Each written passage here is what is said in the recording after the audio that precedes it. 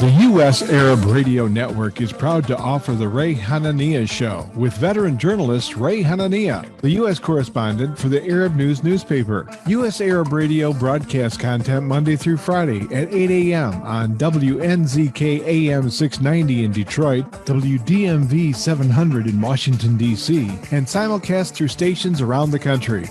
Programs will rerun from 5 till 6 p.m. Visit us on Facebook at U.S. Arab Radio, and we're also streaming live on Facebook.com/Arab News.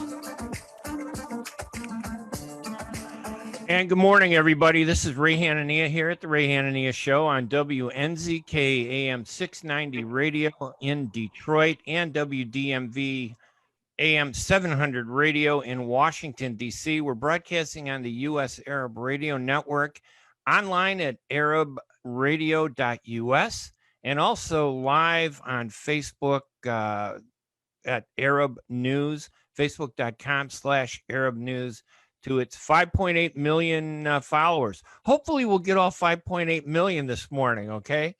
I'm just, it's Wednesday, June 16th. We're going to be talking about some really interesting topics during this show. On June 16th, the driver of a pickup truck in London, Ontario, Canada, ran down 5 pedestrians, killing 4 of them. And he was only 20 years old. He chose his victims because they were Muslim, according to the police. It was terrible. In response, though, leaders from across Canada stood up and spoke out very strongly against this hate crime and anti-Muslim violence. And we're going to have a guest, the mayor of Windsor, Canada, Drew Dilkens, who is going to join us in a few seconds here after I do my ad break. We're going to be talking with him about a lot of the things that Windsor, Canada is doing, even though this happened outside of Windsor. I mean, being progressive like that is very encouraging. And then in segment 2 at the bottom of the hour, we're going to speak with Noor Nugali, who's the assistant editor-in-chief at Arab News. She's going to talk about her recent interview with John Kerry, who was appointed by President Biden as a special envoy on climate. Noor spoke with him about his meetings in Saudi Arabia and the Gulf, and she's going to share some of the insights that Secretary Kerry is bringing back to the U.S. Again, I'm Ray Hanania. We're going to take a quick break. When we come back, we're going to be talking with the mayor of Windsor, Canada, Mayor Drew Dilkens. We'll be right back right after these messages. ArabNews.com, bringing you breaking news from across the Middle East and the latest on Arabs in America. Get inside the latest headlines with expert analysis and insights at ArabNews.com. Join over 5 million Facebook fans and over 10 million monthly readers. ArabNews.com, news that matters to you. At Top Rehab Physical Therapy Clinic in Dearborn, we provide effective physical therapy sessions in order to limit pain and discomfort. Top Rehab provides physical therapy care for any diagnosis prescribed by a physician, and we regularly see and treat conditions such as stroke, TMJ, fibromyalgia, sciatica, joint pain, and more. We use a variety of pain management methods, including modalities, soft tissue mobilization, and therapeutic exercise. If you're in need of physical rehabilitation or physical therapy, get the highest quality health care at Top Rehab. Most insurance is accepted, and we're open Monday, Wednesday, and Friday 8 to 6, Tuesday and Thursday 8 to 5, and Saturday 10 till 2. Call for an appointment today at 313-846-0555. That's 313-846-0555. Choose Top Rehab Physical Therapy Clinic on Michigan Avenue in Dearborn. Life's too short to be in pain. Ziyad brand.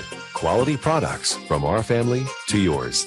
Ziyad Brothers Importing offers the finest quality products, including brands like Sultan, Kraft, Nestle, Hook, Rico Picon, Donna, and many more. Ask your retailer to carry these fine products because you deserve the very best. For more information, visit our website at www.ziyad.com. That's www.ziyad.com. Ziyad, quality products from our family to yours. Are your hands feeling numb? Do you feel pain opening up a jar, turning a key, Are you noticing that your elbow and your shoulder are becoming stiff? Or were you recently injured in your arm? Hello, I'm Dr. Albajit Katranji, and at the Katranji Hand Center, which just recently opened down the street from the Somerset Mall, we can provide you with the latest in hand, wrist, elbow, and shoulder care. Visit us at www.katranjihandcenter.com to learn the latest techniques that we have to offer you, and I look forward to taking care of you. Visit us in Troy at 1565 West Big Beaver Road, Building F, or call Katranji Hand Center for an appointment at 248-869-4263. That's 248-869-4263.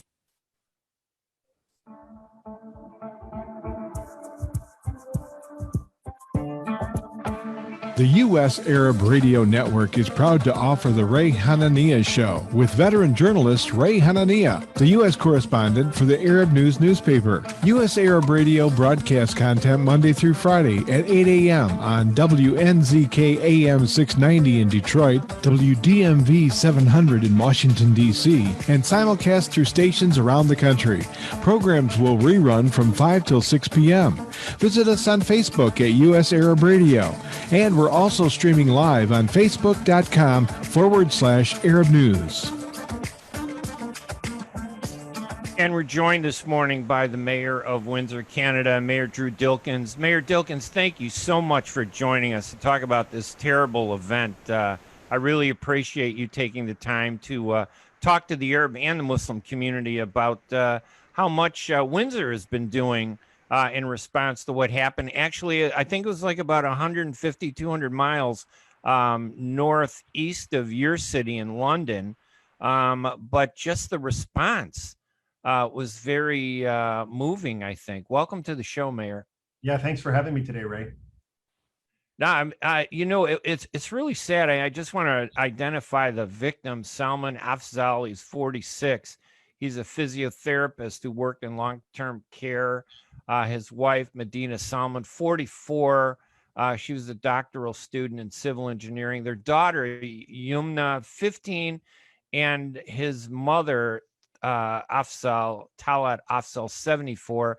And I understand that the little boy, 9 years old, Fayez, is now orphaned and, tragically, and is in a hospital. It's not the first time we've seen hate crimes like this, but this didn't happen in Windsor, and yet you and others felt something needed to be done. Tell me, what your thinking was, and what did Windsor do? Yeah, it is just one of those events, Ray, that I think feels so inhuman.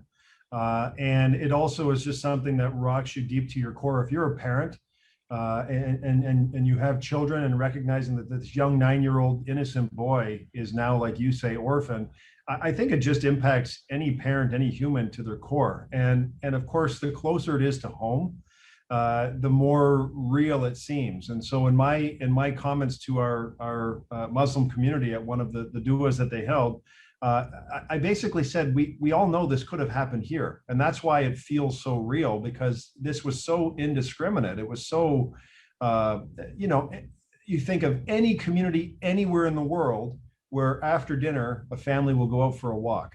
That could be anywhere. And so you realize when it's so close to you, just up the highway, that it could have happened here. And families out here walk. And of course, the reason why it happened, the alleged reason, according to police, it was actually racially motivated, someone who was trying to wipe out Muslims, and was successful in 4 out of 5. But that bright light that will survive, that young Fayez, he may be orphaned, from his parents, but he now has an entire nation that will support him and love him and make sure that he's taken care of. It was very inspiring to see Canada come together like that. Of course, we love Windsor. Okay, Windsor is Canada. The rest of Canada is just wilderness, as far as I'm concerned. I had some relatives in Detroit, and half of them were always in Windsor, and it was just fun always visiting over there. But the Windsor community, I mean, it does kind of, I don't want to say courage, but it's responsible to do what you're doing. You don't always see politicians do that, because it's almost like they're taking responsibility, like, hey, that didn't happen in our city. Let's stay away from it. It didn't happen in Windsor, and yet you felt strongly that, we need to speak out. I understand you visited mosques, you talked, and then all communities, the Jewish, Christian, Muslim communities, letting them know that you stand up to support them, and didn't matter who the victims were, we wouldn't tolerate anything like this. Yeah, just again, it's just something that is so wrong and so, um, it's just on every front, no matter which way you examine this, it is wrong. It is no one can be tolerant of this. No one can sort of look aside and just carry on with their day. You need to pause. You need to reflect on what happened here, and make sure that we are, the message I tried to convey was to make sure that as a community, we are educating one another, that we all have a responsibility to the greater good of society, to understand different religions, to understand different cultures. And it doesn't mean you have to buy into different religions, or you have to, hang out at a community center that's, designed for people of a different culture. It doesn't mean any of that, but it means we coexist here. And in the city of Windsor, we're one of the most diverse communities in Canada. And that is actually what makes us stronger. And so the point was, how do you convey a message? How do I convey a message with my mayoral platform to say we need to build an understanding? And that's through education. That's through asking questions. That's through, if you go to a mosque, I've heard people say, at a mosque, it's just an example of how women are second-class citizens because they have to go on a different floor from the men and a different door. And, but I said, when I heard that, I said, well, did you ever ask why? Did you ever ask a woman at a mosque whether they feel like they're second-class citizens, right? Have you understood what it means that they're doing? And the answer was no. And so that's the type of thing, when you see something that you don't understand, that makes you curious, don't bury that feeling and somehow harbor that some sort of resentment against an entire group of people. Ask why. And through that understanding, then maybe you develop an appreciation and, more importantly, a respect. And the respect is what allows us to live harmoniously together, as a diverse community. And you're correct. I mean, there are all kinds of stereotypes about Muslims, but also about Jews and Christians, different aspects of the Jewish religion, the Christian religion, the Muslim religion, that women are separate from men for a lot of reasons that have to do with their wanting to feel secure and respected and protected. It's a custom. It's part of the religion. But sometimes that gets turned into other things that become the basis for things that we just saw a couple weeks ago, which is terrible. I understand you did go to the Windsor Mosque. Tell us a little bit about, first of all, your visit there, and then also give us a little background, if you don't mind, about how many Arabs, Muslims, Jews, Christians, what's the city like in Windsor, Canada, for the people in Detroit who aspire to be as good as Windsor, who are listening, but all across the country. Windsor is a very diverse city and very welcoming. Give us a little picture of Windsor. Yeah, I can go back 30 years ago when I graduated from high school, and there were 98% white faces like mine and 2% other faces. If you went back to that same high school today, the number would probably be, 90% non-white faces and 10% white faces. That really is just an example of how the community has changed in terms of its diversity makeup. And so we, as a country, certainly as a city, have been very, very welcoming to immigrants. I think of just a few years ago where, our country accepted over 25,000 Syrian refugees. We had over 1,000 come down just to our community alone. In fact, I live next door to one of those people.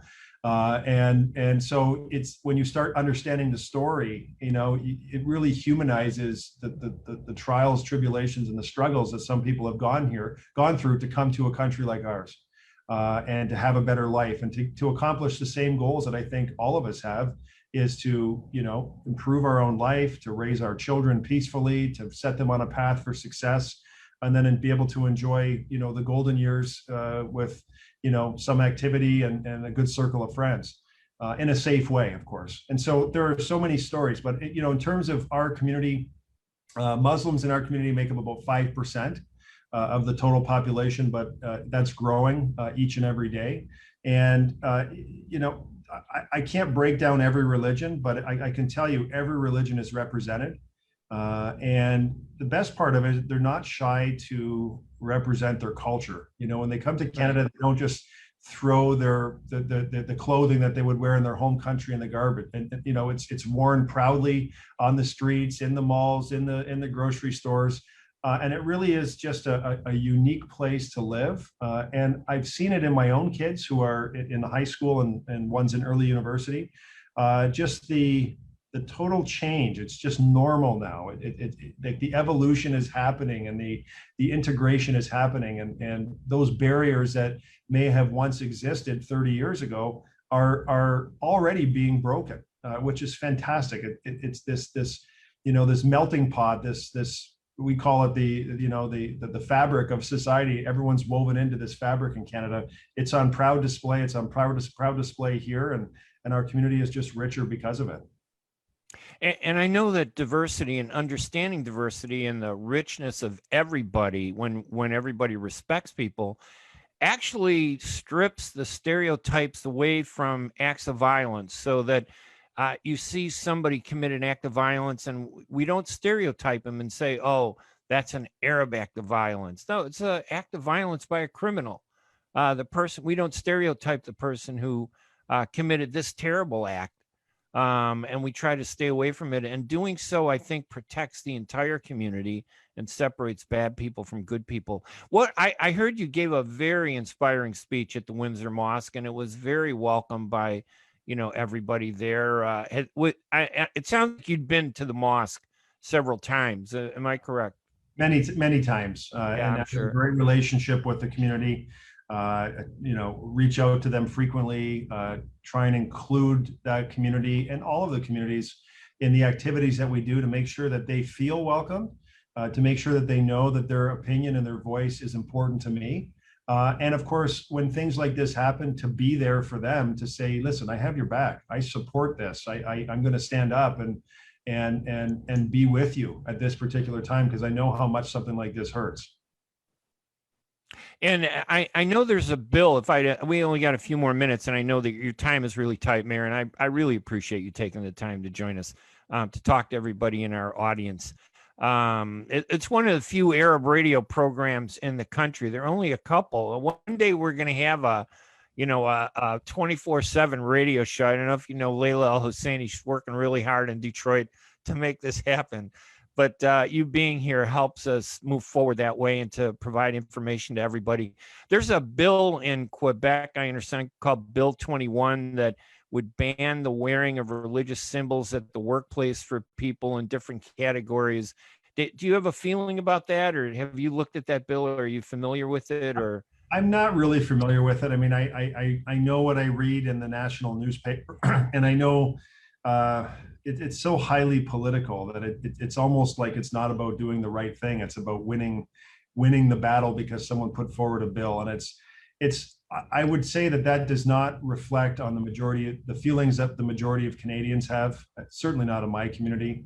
That there are efforts and attempts to do different things, and Quebec sort of leads the way in that kind of I don't know how to just quite describe it, but Quebec's a unique province, and it's a great province, but they don't always make great decisions. And putting something like this forward, I think it only serves to create disharmony in a community. And that's probably the last thing as a politician, that's probably the last thing that any of us should aspire to do, is to create disharmony amongst our populations. And it is a proposal, doesn't mean it's actually going to get passed, obviously.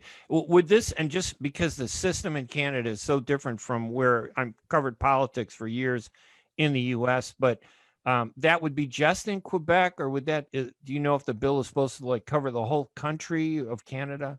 Yeah, it would just be provincial to that one province. Okay. So all right. We can limit it then if we can. Yeah, and I understand. I understand that you also have a new strategy that maybe you can talk a little bit about before we let you go, about Windsor City Council adopting a program to build stronger ties between Windsor and Detroit, which is right across the river over there. And it's called Windsor Works. Can you talk about that a little bit before we let you go? Yeah, you're right. Thanks for bringing that up, Ray. I'm really excited about this. And we have spent 6 months preparing this Windsor Works economic development strategy, and it really speaks to where do we want to be as a community. And as we come out of the pandemic, the question is, how do we build back better and stronger and make sure that we're more resilient? And for so long, our city, because we're in a different country, in a different province than, of course, Michigan and the United States, we have looked up the road to the 401 and said, okay, we need to find a way to integrate in Toronto and London and try and fit in that mix, 4 hours away, that oftentimes we have not looked what's going on 2 miles away across the border in Detroit with enough emphasis. And so what we learned is through, our Amazon HQ2 bid with the city of Detroit and Dan Gilbert, that we have great possibilities as a region, that Canada, Ontario, and Windsor have a skill set and a strength, and there are some differences from the United States, Michigan, and Detroit. And so our Amazon HQ2 bid talked about one campus, two countries, putting a building on either side of the river for Amazon for their HQ2, and linking them with a cable car so that the company itself could take advantage of the best that both environments have to offer and the best talent pools that are on offer. And so when we were unsuccessful on that bid, Dan Gilbert said, why am I not doing this myself with our companies? And so he opened a Rocket Innovation Center here in downtown Windsor and has moved a number of people down here. And we're really proud of that connection, that relationship, and what has come out of that. And we think it's just the tip of the iceberg, that there's so much more we can do with our partners in Detroit that will create a symbiotic relationship and allow both of us to take advantage of opportunities that maybe neither of us have really looked at too much in the past. And so you've got a great mayor over there, and Mayor Duggan, and a great partner that we have in the city of Windsor. We want to connect and deepen those relationships on all levels and find a pathway to provide opportunities for business people to create jobs, which will benefit folks in the city of Detroit and the city of Windsor. Mayor Drew Dilkens from Windsor, we really appreciate you taking the time to join us this morning. Again, I know that your time is tight, but it was very generous of you to take the time to hop in and talk to the audience out there. Any final words to the audience? And again, it's everybody, but, obviously it's one of the few places where Arabs and Muslims can come to and talk about the issues that we face, as Arab Americans, as Arab Canadians. Any final thoughts you want to say to them? Yeah, thanks for that opportunity. And let me just say that I know that the border closure for the better part of 15 months here has been very difficult on all families. And in our community, we have a lot of Arabic people who may have applied for immigration status in the United States and Canada. And if they get into Canada, they come down to this community because they're so close to family on the other side of the border. And those families have been separated. And we are working very diligently to get those borders open, to reunite families, to get business back going and get this economy humming once again, because on the supply chain side, on the economic supply chain side, we're so tightly integrated. On the family side, because of our proximity to one another, we are so tightly and deeply integrated that it has been a challenging 15 months. And I cannot wait. Hopefully next week, the United States makes a decision just to wide open their border and allow Canadians to reunite with families on the other side. And we certainly look forward to getting over there with our American friends and having you come back over here and develop this new normal together so that we can deepen the bonds of friendship that we've created for over so many years. And I can't stop myself from asking, though, because I've been a reporter so long. How were you hit very hard by the pandemic? Was Windsor slammed, or did you survive it better than other communities? Or what was the pandemic like to the people in Windsor? Yeah, we had our waves. There's no doubt we had our waves, and the lockdowns here have been difficult on families, certainly very difficult for businesses. When we looked over across the river in Detroit, we knew that it was, the impact was much. It was a much more harsh situation over there. And for us, every day, about 1,200 people, healthcare professionals who live in Windsor, cross the border to work in Detroit. And we were told at the beginning, if the border were ever closed, at the very beginning, we were told if the border were ever to be closed, there would be entire hospitals that would have to shut down in Detroit because they wouldn't have enough staff. And not just the floor in a hospital, like entire hospitals that would just have to consolidate operations at different locations because they couldn't run all the facilities. And so thankfully that never happened. Healthcare workers have been allowed to cross. And so we have information. Of course, we see it in the media, but we have information because so many family and friends and coworkers cross the border to work. And on the vaccine side, we also know you're in a much different situation than we are, where there's pop-up clinics everywhere. You can go into any pharmacy and just sit down and get a shot. It's not that way here yet. It's much different. We only have maybe about 15% of the population that is fully vaccinated at this point. We have big supply issues that, hopefully, the supply and demand mismatch will catch up in the course of the next 60 days. But we have people in our community who have called us to say, Drew, we are throwing doses away. I'm a pharmacist at a Costco. I'm throwing doses in the garbage. How do we create a pathway to get them to people in Windsor so they don't hit the landfill in Michigan? And so we've been very vocal trying to create those pathways using our border crossings as potential points to do that.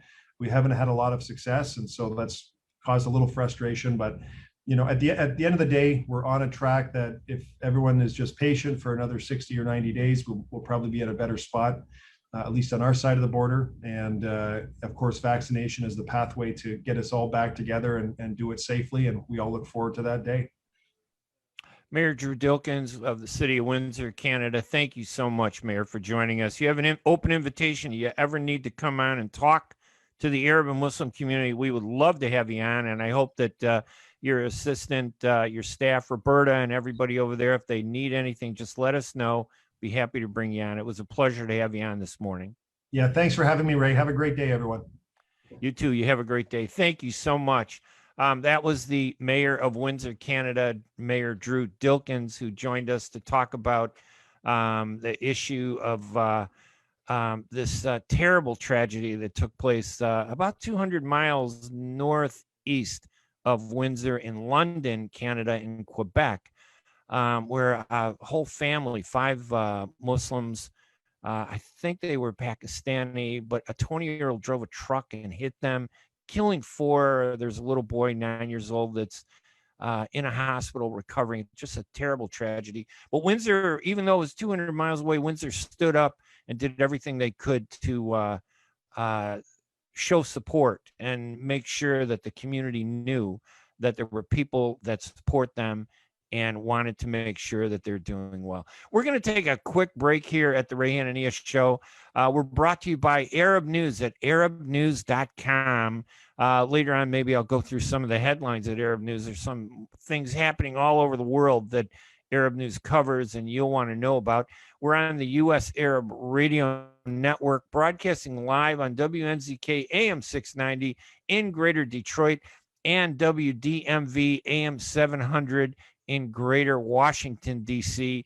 We're streaming live on Facebook at facebook.com/Arab News. We want to say hi to everybody on Facebook at Arab News who are watching and listening to this program and commenting there. We really do appreciate it. And of course, we're broadcasting live on the U.S. Arab Radio Network's online stream at arabradio.us. I'm Ray Hanania. We're going to take a break and we'll be right back right after these messages with our next guest, Noor Nugali, Assistant Editor-in-Chief for the Arab News. She's going to talk about an interview she did with John Kerry, the special appointee by President Biden as Special Envoy on climate. We'll be right back right after these messages.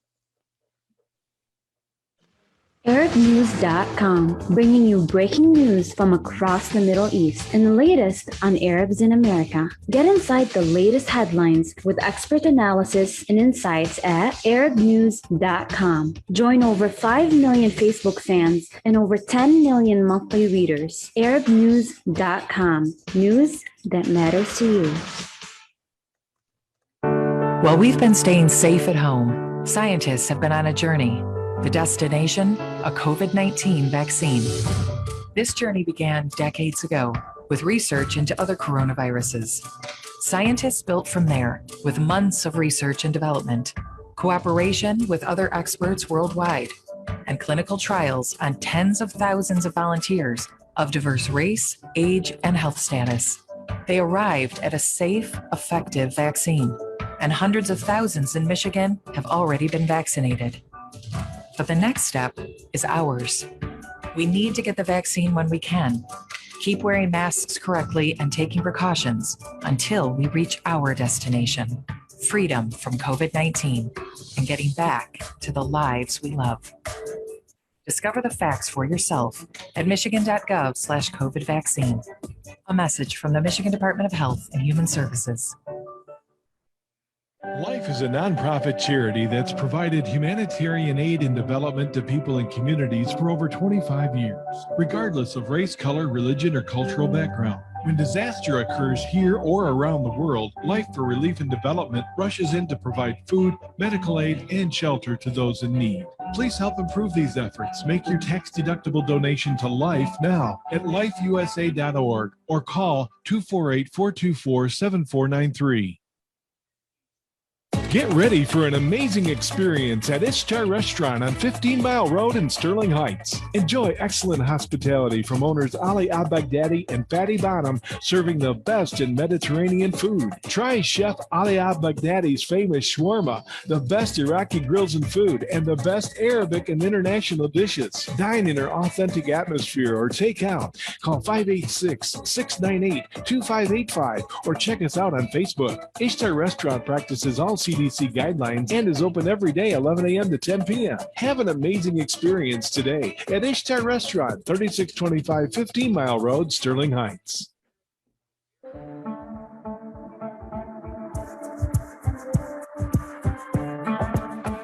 The U.S. Arab Radio Network is proud to offer the Ray Hanania Show with veteran journalist Ray Hanania, the U.S. correspondent for the Arab News newspaper. U.S. Arab Radio broadcasts content Monday through Friday at 8 a.m. on WNZK AM 690 in Detroit, WDMV 700 in Washington, D.C., and simulcast through stations around the country.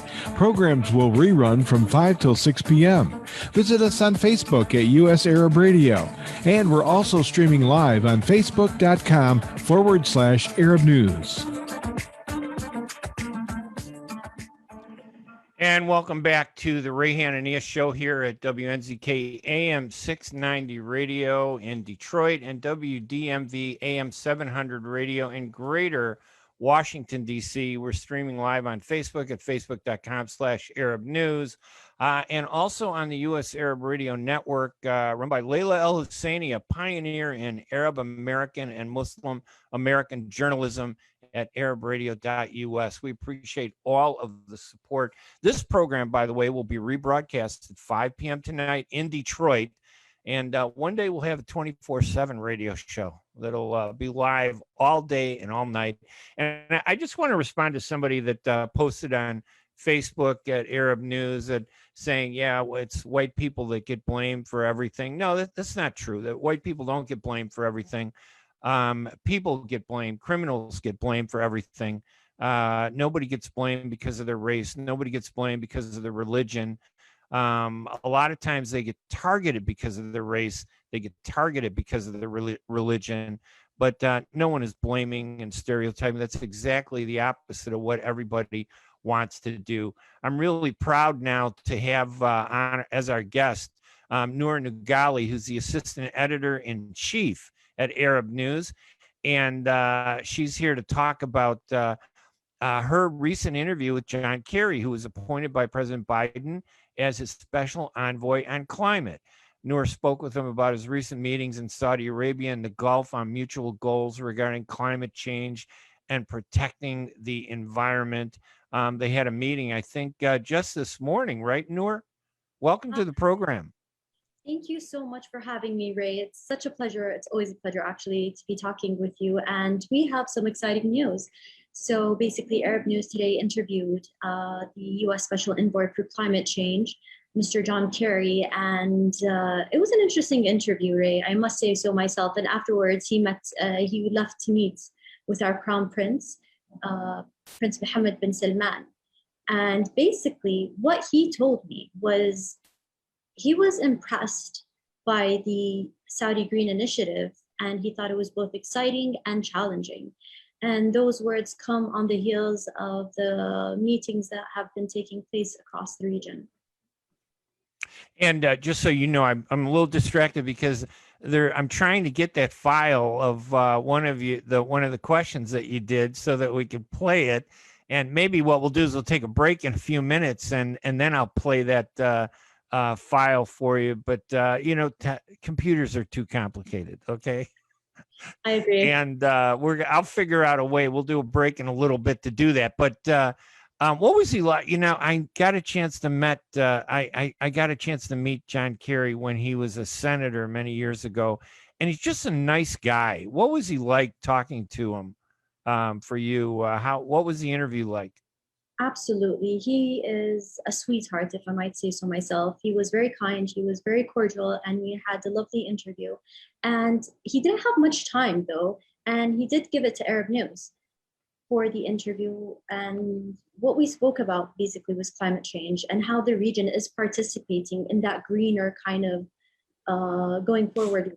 Even though Saudi Arabia is known to be the leading energy country, but it's shifting away to a more greener aspect. That's phenomenal. You know what? It looks like I was able to get this download. Do you want to give it a try? Should we give it a try and see if I can get that up there? Let's see if Let's do that. can do that. Yep. Hang on. I got to go to the directory. Tell us a little, give me an overview of the topics that you talked about with him while I just prepare to get this interview to play. Give us kind of an overview of some of the things you were able to ask him.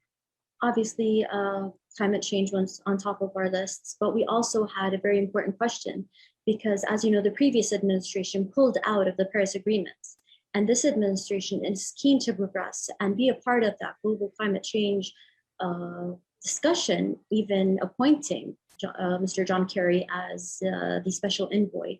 So when I asked him, can we expect every 4 years that the US might change its mind and revert back to, can we depend on the US to be part of that global change kind of partner? And he said, definitely, because private companies are also participating in this discussion. And it's not just about who is in the US administration, but it's more about a focal kind of holistic look to what's happening around the world.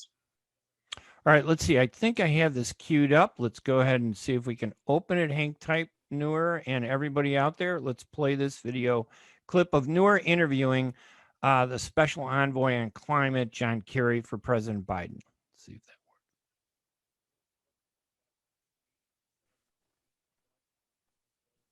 works. Well, we had a good series of meetings that really covered everything possible, I think.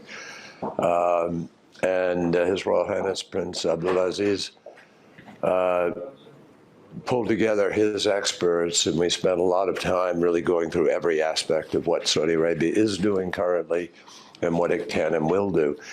And I was very impressed by the depth of the analysis and the commitment going forward, which clearly is beginning to grapple in a serious way with this challenge. It's a big challenge, and it's getting more urgent. President Biden is deeply committed to moving forward, and we believe Saudi Arabia can be one of the principal agents of change because Saudi Arabia has such an extraordinary opportunity with solar and green hydrogen. And the possibility is very real. I think what Crown Prince Mohammed bin Salman has put forward as a concept is in fact both challenging and exciting at the same time. And it has the ability to speed up the transition for all of us by providing alternative fuel. I think many people in the world are looking for the hydrogen solution now. And I think out of our meetings has come a commitment to work together to try to accelerate that. So I'm very hopeful. All right, that looked like that work. Noor, I'm just, maybe I'm going to have to go into IT technology. In addition, actually, I want to thank Jad, our co-producer with Max, for getting me that and making sure it ran smoothly. It was a very clip. What was he basically saying? I mean, that how impressing upon us how important climate is. I mean, people take it for granted, I guess, sometimes, right? Definitely. So he met with a number of officials, and he specifically mentioned Prince Abdulaziz bin Salman, who is the energy minister of Saudi Arabia. And what they did together was have a series of talks.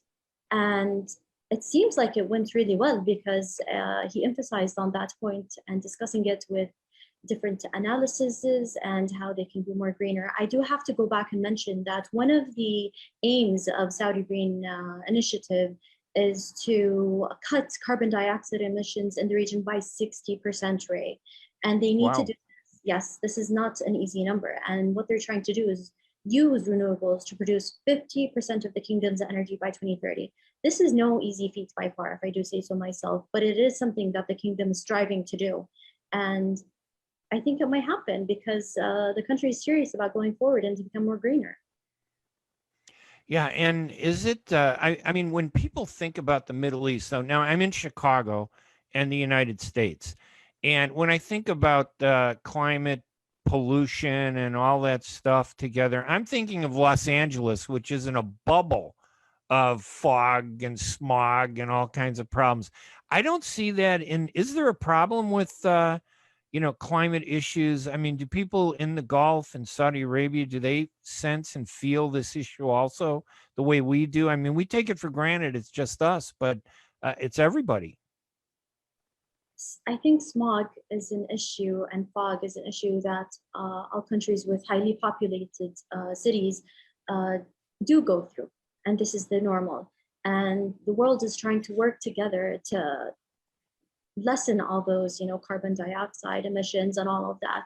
But let me take a look from the window and all I see is a bit of dust right now, but not much smog and fog, but we're good. We're good for the time being, but we don't know how long we will be good for in the future and for our future generations, future younger generation. And that's why global climate change is really important, that we work together to have a better future for our younger generation. Hopefully. And what did Kerry say that did he need something from the Arab world? What did he want the Arab world? What did he want Saudi Arabia to do? What did he want the Gulf to do? So basically at this point, they're holding many talks on high levels, and he didn't reveal exactly what they were discussing in depth. However, what I did sense was they were positive talks and they were going forward. And we can see much in the future coming from these talks, but I guess we'll have to wait and see exactly what happens. And I think he mentioned also, didn't he, the Middle East Green Initiative? Isn't this something that Saudi Arabia is pushing, the Green Initiative? What is that? So when the Crown Prince back in April announced the Saudi Green Initiative, the Middle East, the GCC Green Initiative was also mentioned. And this is really important, Ray, because our country has different kind of geological regions and different landscapes. So we have mountains, we have shores, we have deserts, as opposed to what many people believe it's just one flat desert, one flat land of desert. That's not true. Saudi Arabia is very diverse. However, there is a need to plant more trees. There is a need to recycle more. There is a need to lessen the carbon dioxide emissions. And working together, not only just as Saudi Arabia, but also as the GCC countries come together and work towards a more greener, cleaner, friendlier a kind of aspect, that is going to help the world together. And with that percentage, because people usually think, okay, so Saudi Arabia is just, an oil country. And right. Yes, we are, but we're much more than that. And we're going further to becoming a greener country. And I think that says a lot. Yeah, and this, I think that you're right. Back in April, I think you had a conference there, I think, or a regional dialogue conference. Was that, or was it in the UAE, I think? Is Saudi Arabia planning anything moving forward? Do we have anything on the calendar that they're going to be hosting? So the UAE held that conference back in April, and it was received massively well. And I think the GCC countries will work together in the future to assure one another and to work together to go forward on these initiatives. And did he explain what the so-called hydrogen solution is? Did he give any details on what that is and how it works in terms of greening and improving the climate? Not in this interview, but no, okay. Not in this interview. All right, that's okay. Anything else, Noor, that you want to point out about that interview that that you felt really stands out? I think the fact that the U.S. Special Envoy for climate change came to Saudi Arabia during the time where the GCC, the Saudi Green Initiative was announced, means that it will most likely see more future meetings together between our two countries and the world working together on fighting and combating global climate change, inshallah. Yeah, and climate change and climate, people take it for granted. I think they don't think it. Well, obviously, there are a lot people say, well, we were just talking before your segment with the mayor of Windsor, who was dealing with nearby anti-Muslim violence, and people say, oh, what is climate change? We can deal with that later. But climate change can be devastating to many people. And even though it may not target people because of race or religion, it could just be very destructive. So a lot of people don't realize how important the topic is. And I think even when Biden appointed Secretary Kerry to do this, to be his special envoy on climate, I don't think people really took it serious. So I'm glad I see in the Arab News, you have a story today, if people want to go and read it, at arabnews.com, that talks about this interview.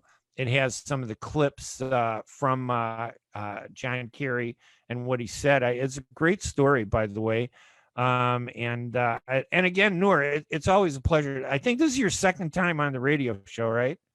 Yes, it is. And it's always a joy to speak with you, Ray. And I really enjoy being on the show. You were doing such a marvelous job. It feels like talking to an old friend more than a host on a show. Thank you. And I know that, I'm going to be taking a vacation, I think, in July sometime. And I'm going to try to host the show from some beach someplace. But if I can't, I'm going to ask to see if they can have you host in my place. All right. Have you done radio before?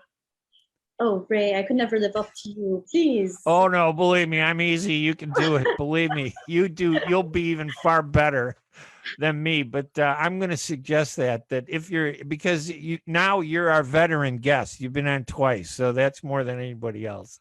Maybe we'll get Frank to join you because and Frank has a great program, frankly speaking, Frank Kane. The Arab News is doing some very innovative things in digital media, pushing ahead. Any other topics that you want to bring up before I let you go?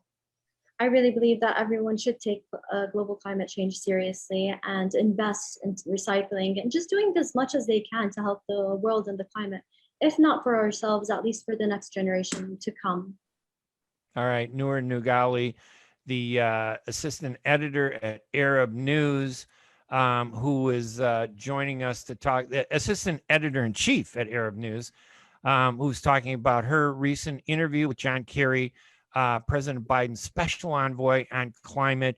Noor, it really is a pleasure, honestly, to have you back a second time. And I'm just glad we were able to play that video clip while you were on there and that things worked out. Maybe not as smoothly as I always wanted to do because technology, there are too many things that you got to deal with. It's not as simple anymore as it used to be years ago, but it was a real pleasure to have you on the radio. Thank you so much, Ray. I really enjoyed it. All right. Thank you, Noor. We're going to take another break here. And then when we come back, I'm just going to go through some of the headlines across the country, across the world in the Arab News, things that we're seeing out there. And just to remind you the different ways that you can hear this radio program, that you can get the podcasts, and the video cast, all of that. And also urge you to watch, Frankly Speaking, which is hosted by my colleague at Arab News, Frank Kane. Just a phenomenal veteran journalist. I still think I'm older than him, and I've been in journalism longer than him.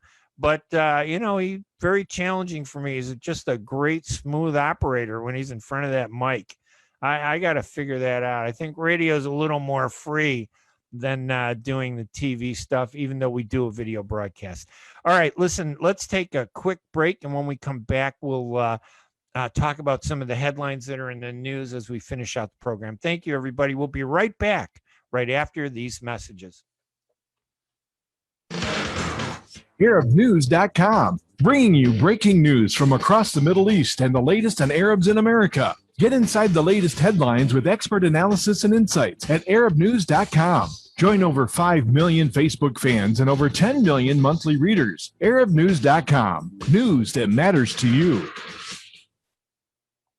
Enjoy the first Syrian-style cuisine in Michigan. At Damas Cuisine and Catering, you'll find a wide selection of Syrian foods and sweets in our menu, like frikeh, hoisin, grape leaves with steak, mashawi platter, hot mahashi, char-grilled kebab, shawarma, and much more. Get super fast delivery from Damas Cuisine and Catering right to your door. Order online at damascuisine.com/menu and track your order live. Damas Cuisine and Catering, 28841 Orchard Lake Road in Farmington Hills. Call 248-987-4985. Are you going to start a restaurant or grocery store soon? Do you need floor plans and designs? Call Naji Abood at 734-744-9796. Do you want to buy kitchen and restaurant equipment at discount prices? Call Naji Abood now, 734-744-9796. New Concept Products and Design, the trademark of kitchen equipment. 5% discount on all purchases of $75,000 or more. New Concept Products and Design, new location, 31185 Schoolcraft in Livonia. Learn more at www.newconceptproducts.com. Call Naji Abood, 734-744-9796. When it comes to reproductive medicine, IVF Michigan Fertility Centers are the recognized leaders. With locations in Bloomfield Hills and 5 other cities in Michigan and Ohio, IVF has experts in all aspects of the field. As a founding member of IVF Michigan Fertility Centers, Dr. Nicholas Shama is one of the leading reproductive endocrinologists in Michigan and Ohio. Dr. Shama has performed over 10,000 IVF cases and has helped thousands of couples fulfill their dreams of parenthood. American board certified in both obstetrics and gynecology and reproductive endocrinology and infertility, Dr. Nicholas Shama is a very caring, compassionate, expert physician that understands not only the medical but also the emotional toil of infertility on his patients. When it's time, get personalized care from Dr. Nicholas Shama at IVF Michigan Fertility Centers in Michigan and Ohio. Call toll-free 855-952-9600, 855-952-9600.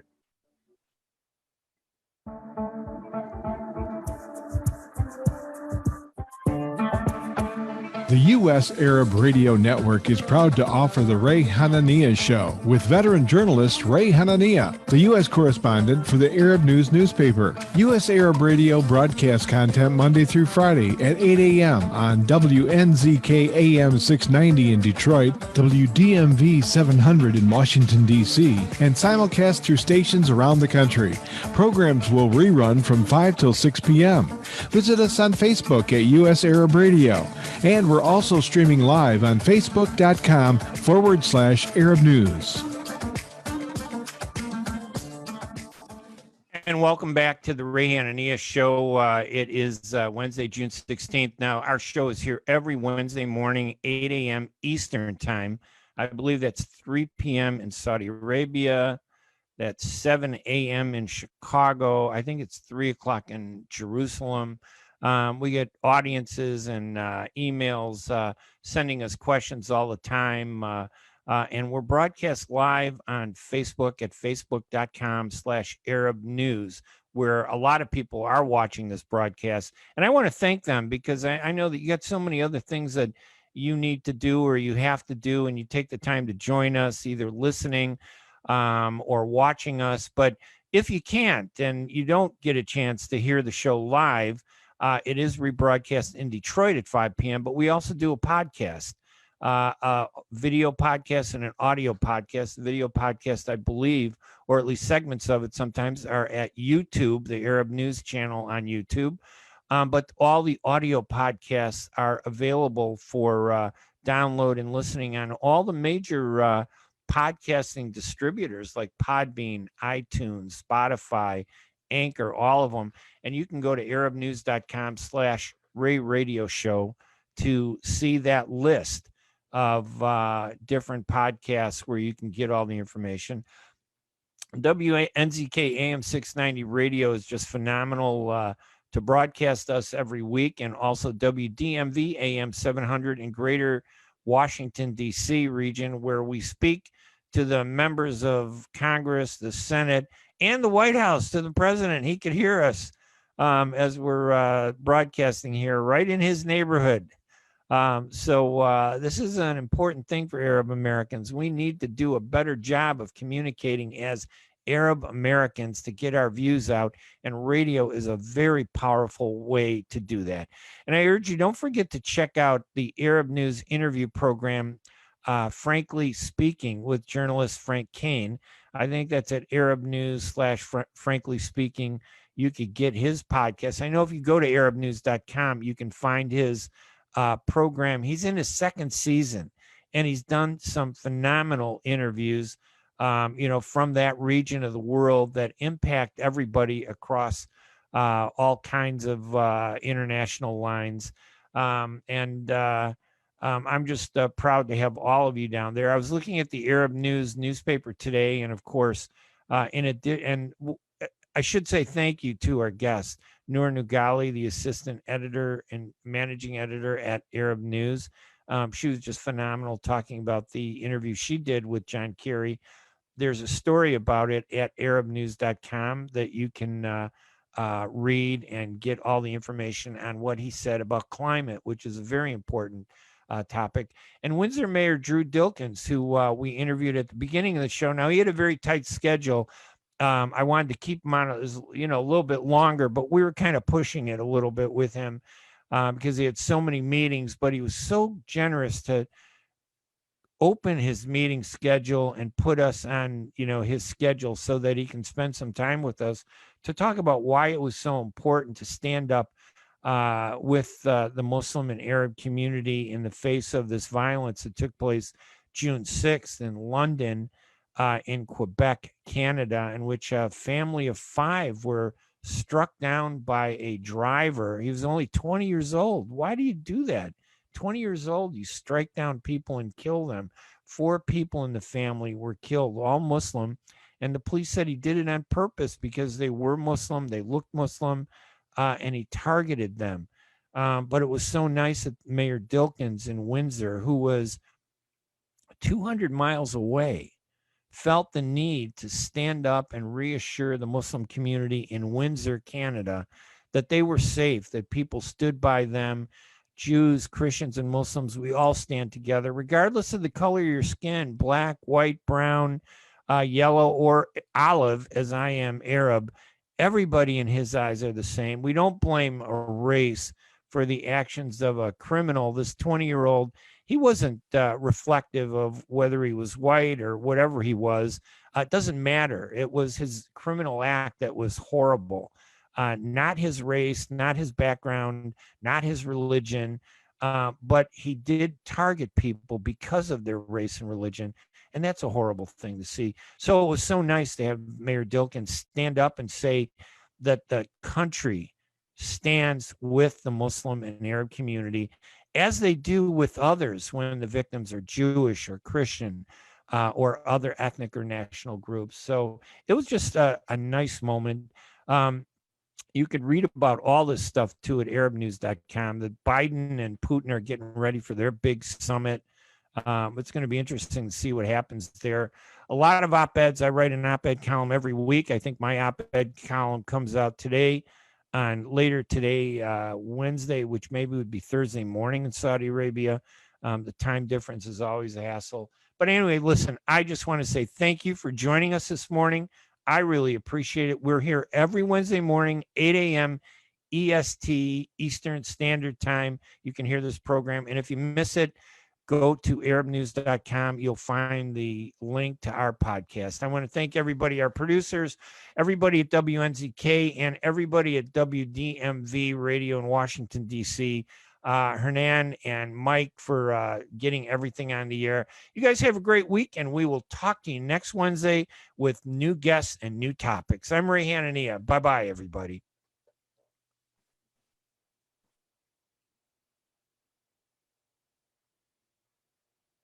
WNZK has available a